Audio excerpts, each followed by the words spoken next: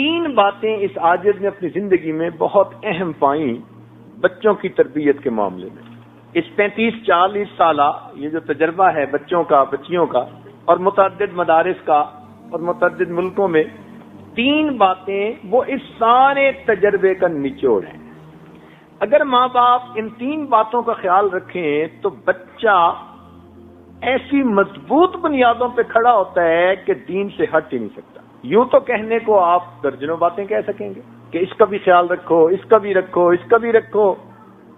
کتابوں پہ کتابیں لکھی ہوئی ہیں تربیت الاولاد کے بارے میں، مگر جسے تھمب رول کہتے ہیں وہ اگر ہمارے ذہن میں بیٹھ جائیں کہ ہم نے بچے کی کن باتوں کو مضبوط کرنا ہے، ان پہ بچے سے کوئی کمپرومائز نہیں.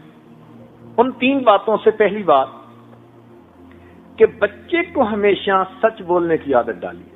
یہ چیز آپ کو ہلکی سی محسوس ہوگی.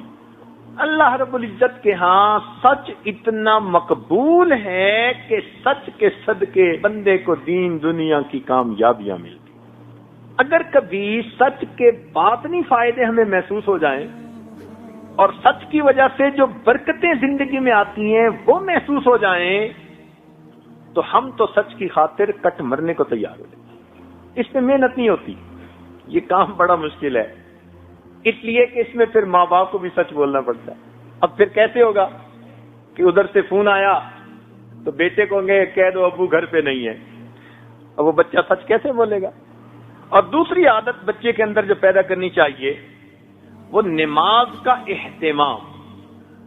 نماز تو پڑھتے ہی ہیں بچے، بچپن سے اس کو نماز کا اہتمام سکھانا ہے. تسلی سے وضو کرنا ہے، پاکیزگی کا خیال رکھنا ہے، وقت پہ نماز پڑھنی ہے تکبیر اولیٰ کے ساتھ اگر وہ بیٹا ہے. اس کے اندر ایک فائدہ تو یہ کہ اس بچے کے اندر پاکیزگی آ جاتی ہے، کیونکہ بے نمازی بچہ تو استنجے کا بھی خیال نہیں کرے گا، اور اگر نماز پڑھے گا تو کپڑوں کی پاکیزگی کا خیال رکھے گا. تو پاکیزگی بھی آ گئی، وقت کی پابندی بھی آ گئی. اس سے خوش نہ ہو جائیں کہ بچی نماز پڑھتی ہے اور بچہ نماز پڑھتے نہیں. نماز کا اہتمام، اس لیے بچے کو دیکھیں کہ جلدی جلدی نماز پڑھ رہا ہے تو نہیں، اس پہ کمپرومائز نہیں ہے. بچپن سے اس عمل کی اہمیت اس کے دل میں بیٹھے. مجھے نماز پرسکون ہو کر پڑھنی ہے، تسلی سے پڑھنی.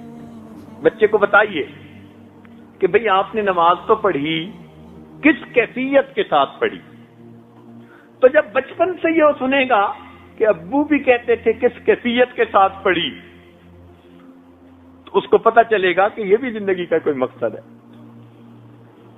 آج تو اس مقصد کو ہم بھولتے ہی چلے جا رہے ہیں. تیسری بات، بچوں کو خدمت کی اہمیت سمجھائیں.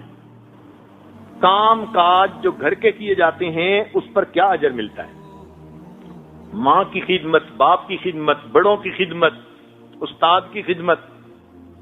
خدمت کا جذبہ بچپن سے بچے کے دل میں ڈال دیجیے.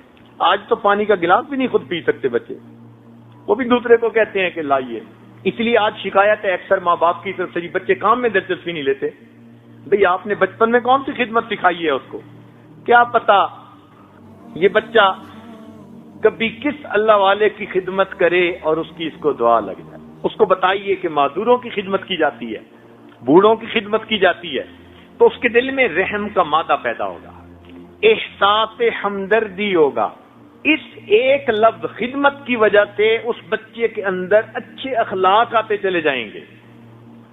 جب دوسروں کی بات سنے گا جو بڑے ہیں تو پھر ماں باپ کی کیوں نہیں سنے گا؟ آج اس کو خدمت بتائی نہیں، وہ ماں باپ کی بھی نہیں کرتے.